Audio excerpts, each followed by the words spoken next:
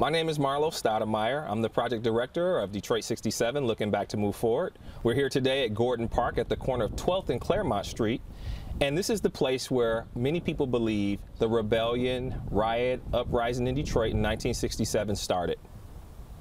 Detroit 67, Looking Back to Move Forward is a multi-year community engagement project that's designed to bring diverse voices and communities together around the historic effects of a crisis so people can find their role in the present to inspire the future.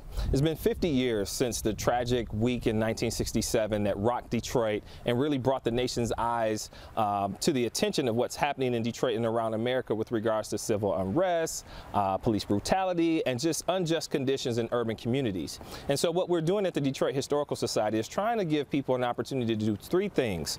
That's engage around the topic, have a level of reflection with a blockbuster exhibition and massive oral history project, but more importantly, inspire people to a level of action to create a better future. So when the year 2067 comes around, there's a different story being told. And Gordon Park is a perfect example of how memorialization, commemoration, but more importantly, revitalization can be at the forefront of this way we move forward. What happened here in '67? Well, there are a lot of different perspectives on what happened here, but for common knowledge, there was a blind pig, which is an after-hours facility that a lot of people use, which is technically illegal, that was raided over here at the corner of 12th and Claremont. And it came on the heels of years and years of unjust policing and issues between the community and law enforcement that eventually just spilled over to frustration. It wasn't something that people planned in terms of a revolution or some type of scheduled uprising. It was an instant, which is why a lot of people refer to it as a rebellion, because people rebelled against a force that they felt was unfair. It eventually spread out into the streets where there was a lot of unrest. You know, if you look across the park now and in this community, it's hard to believe that this was once a thriving and booming business district, but it really was. There were stores owned by black, white, you name it. A lot of people did a lot of business here. They didn't have to leave the community, and before you knew it, a rock was thrown, a glass was broken, looting occurred, fire started. And it wasn't just black folks. It was one of the most integrative incidents that's ever happened in Detroit, as our former police chief, Ike McKinnon, once told us. And so it spread across the city in a lot of different components. It didn't touch every aspect of the city, but it was something that spread. It was at that particular time in the 1960s, the deadliest uprising or unrest that we had in America. And there was a lot of lives lost, a lot of arrests. And for some people, it divided us even further than where we already were. One of the reasons why the Detroit Historical Society decided to target this park was when we first started, we came over here and there was no history. There was nothing here to tell generations of young people and even people who currently live here the true story or give them context to what happened around here 50 years ago.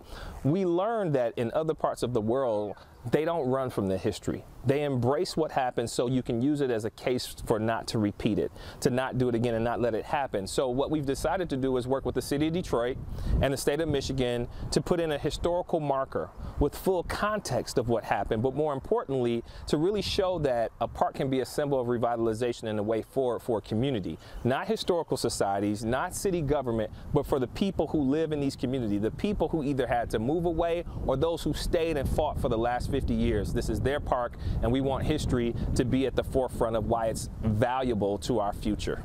It's not a celebration.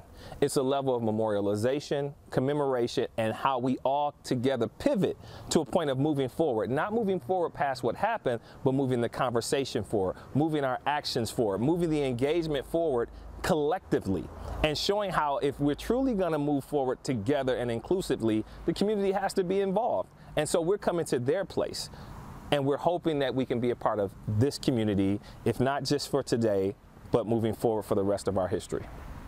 I hope people walk away with a few things. One, understanding how we got to 67, what happened here and around the community during that time, but more importantly, there wasn't a period at the end of that sentence. We're still in the 50th year, and that this is still an ongoing narrative. And if we don't take control of our narrative by leading with action and finding a way to move forward, we're destined to repeat the stories of the past and the history of the past. And that the young people and that the people who are in the community now have just as much utility, opportunity, and responsibility to shape the year 2067.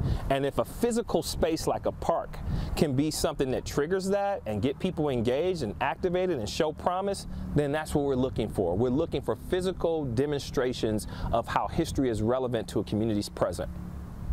What are some other parts of this community revitalization project?